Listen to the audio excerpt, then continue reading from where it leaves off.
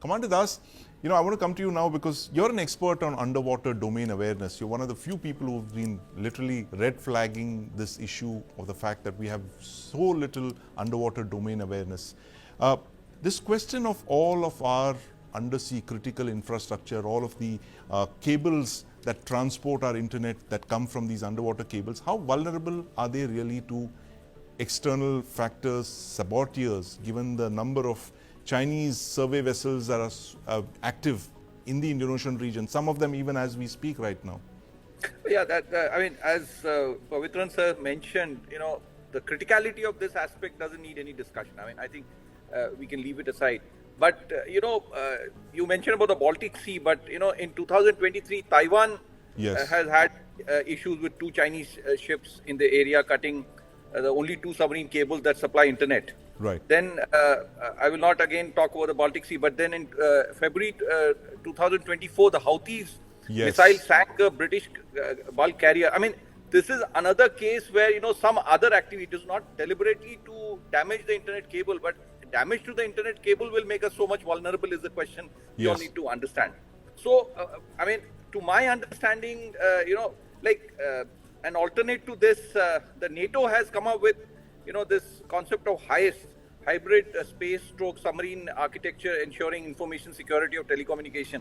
That is to switch between submarine cables and some other means. So NATO has developed, but as Pavitran sir said that to my understanding, there is nothing that, we have a mechanism or a framework to deal with such a situation. Commander Das, my question is that which agency in India is tasked with protecting all of this very critical undersea infrastructure, especially the submarine cables?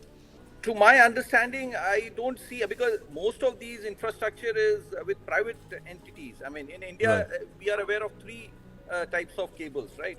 Between the mainland and Andamans and the other side, there's two Africa pearls, IX and IEX. These are the three cables that have been laid. But these are, with private entities. These are set up by private entities. To my knowledge, there is no declared agency which is responsible for this. Other than the companies which are, which have laid it. But how much will they be able to, they are capable, or what kind of infrastructure or capabilities they have will be something. And this is a very big geopolitical and geostrategic issue. The Chinese have developed, even these private agencies who have laid the cables are heavily dependent on external agencies. For laying, and even more important is the repair of, if there is a problem, the repair of these cables. And most of it is now led by Chinese, and even the Americans to some extent are relying, or to a large extent are relying on the Chinese. And being strategic in nature, if there is a real crunch situation, they can delay giving you this service.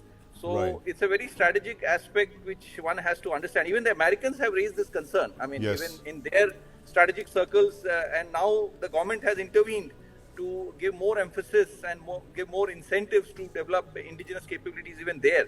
But in India, I don't think we have even looked at it very seriously. We haven't looked at it very seriously, indeed, and it's very worrying to hear that from you, Commander Das. But Commander Das, again, now, as Colonel Pavitran mentioned, there is a need to at least locate one of these root zone servers on Indian soil to ensure that we are not completely cut off from the internet.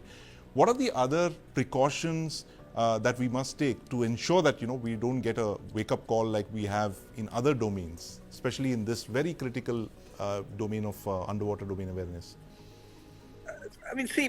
Protection is one aspect. If you just look at, I would divide it into two parts. One is, being a player and, having certain strategic advantage. Like if you see today, 98% of the world's undersea cables are manufactured and installed by just 4 private firms. Right.